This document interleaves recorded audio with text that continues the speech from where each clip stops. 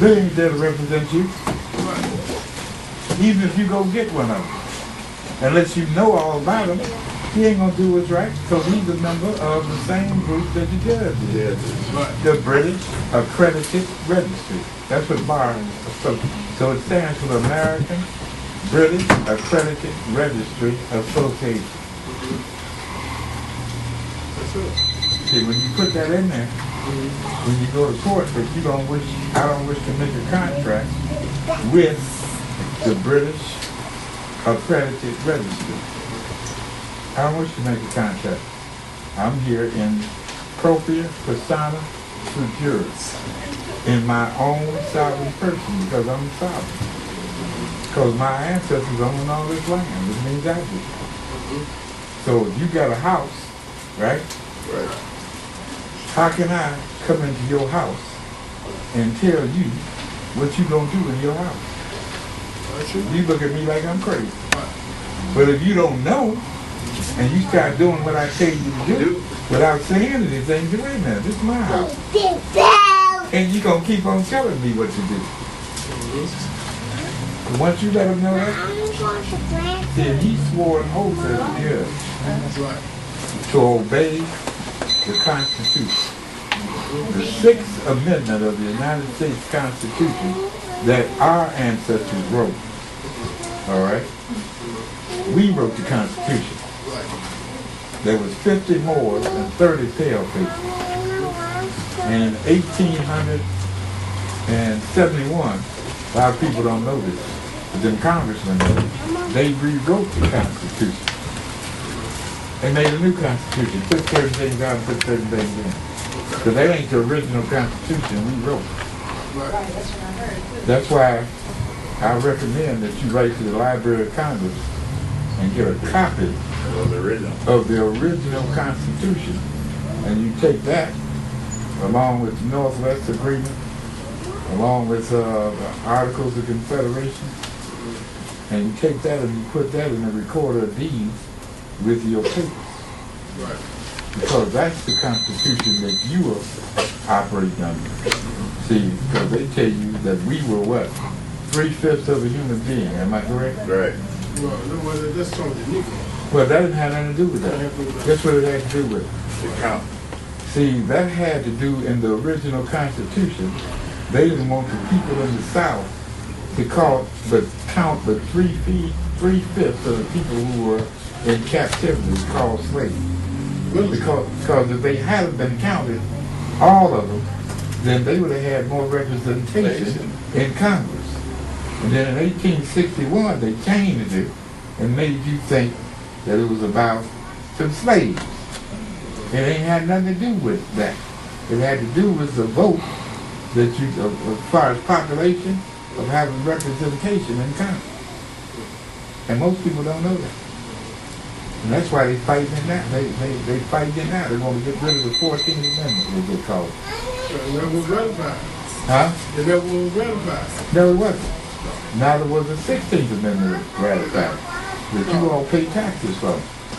Right. Look what the prophet said in the Moorish Consulate. He said the 14th and 15th Amendment had no, he said it had no application to us. Because it never was ratified. But he never mentioned the 1320. 1320 had everything to do with us. Yeah, there were 13 parts to the 13th Amendment. Yeah, 20 sections. Huh? 20 sections. Yeah, 20 sections. Yeah, 20 sections. But they don't never mention that intentionally. Well, that's dealing with our compensation, also colonization, and some other things. Yeah, free schooling. Yeah, we supposed to pay for schooling and all like that. Yeah, God, well, I said to learn I gave them schools about that thing. The name of schools, because that's very key to far as get my tuition waived. Yeah, I'm sorry for taking you off your track. No, that's cool, bro. Okay.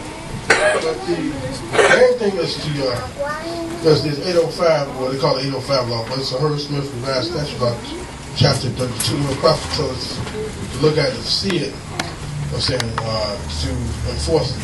This is what the law is telling us to enforce. But also the application of the 13 and 20 sections, and also the Freeman Rule Act of 1865, which enforces all the 13th Amendment to 20 section. That was its enforcement clause. So, anybody got any questions? I just want to say one more thing. Yeah, go ahead, man. See, you'll hear that they had, you're supposed to get 40 acres in a mule. That's the biggest lie that's ever been told. Because what really happened was Abraham Lincoln, who was a Moor, all right, a lot of people don't know that. But Abraham Lincoln, he made sure that he got the bill passed, all right, in the Congress and the Senate. But they killed him, and he never signed it. Then Johnson, who was the vice president, who happened to be a Democrat, because you didn't have to be in the same party to be vice president and president back then. Then what Johnson did was he carried it on after Lincoln died, all right, and he was getting ready to sign it, and they impeached him from being the president. Then came Andrew Jackson from South Carolina. And when it came to his desk after Congress, had passed it, he vetoed it. So was it ever a law? What's what? 40 acres and a mule. Oh, no. He vetoed it.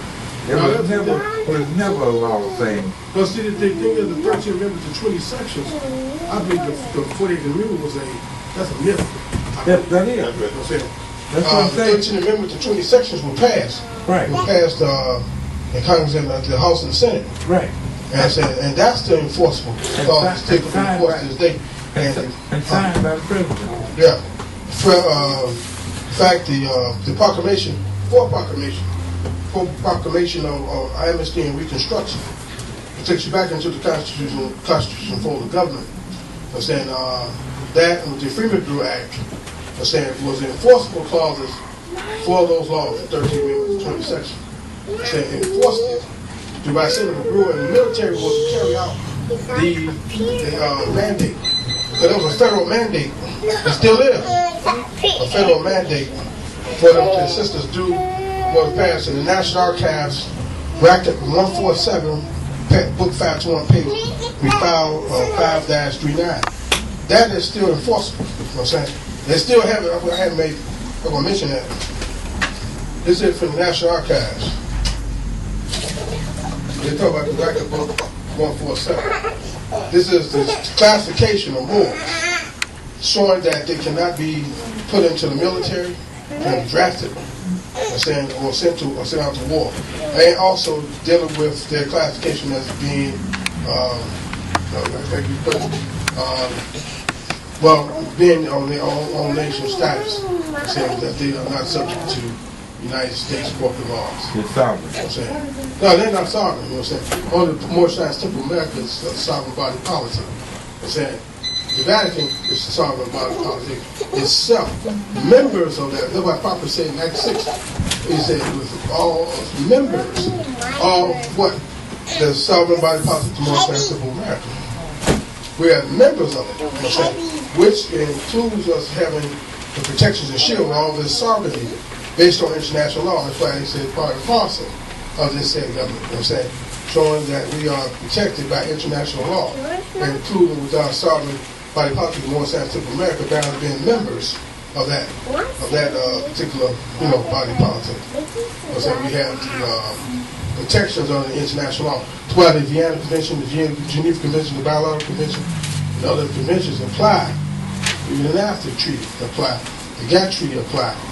All these apply based on the Moroccan Treaty of Peace and Friendship, which is an application of none more than trading international. That's all it was. All treaties really is. So that's why you have consulates to make sure the enforcement is carried out based on the treaty agreements that were made between two parties. So anybody got anything to say? Comments or any questions?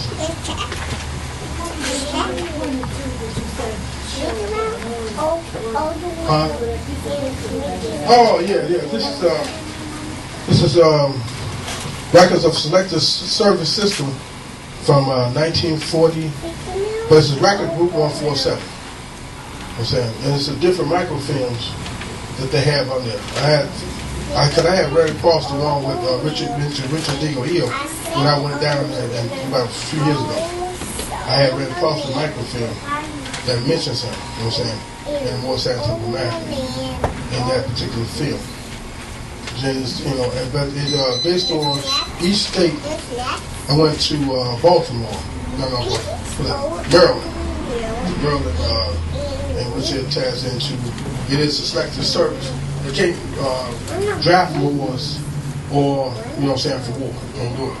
So when that brother was here, y'all was here that time, he said that they gave him honorable discharge. They didn't send him back to Afghanistan until he nationalized as a Moorish American. I told him to deal with the Department of Defense file number 1-17, the National Racket Group 147, Group 521, page, file 5-39. It shows completely that they cannot do that to him. So, and they did it. They gave him honorable discharge. And then he said, well, the commander told him that was the best thing he'd done. I nationalized stuff under that's Moorish American. Is that part for it? Anybody got any more questions?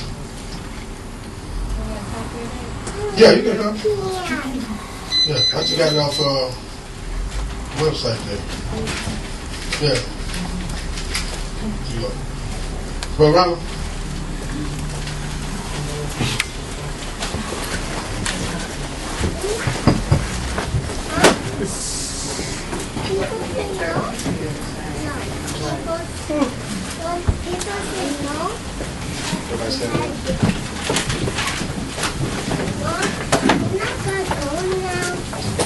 As we face the east, feet at a 45-degree angle. Arms extended at a 45-degree angle, 5 on the left and 2 on the right. Then repeat after me. Allah. Allah. The Father of the universe. The Father of love, truth, peace, freedom, and justice. Allah is my protector, my guide and my salvation. Through night and by day, through his holy prophet, Jew Ali, Amen. Islam. I didn't see those guys from Gary here. Oh no. I didn't think it.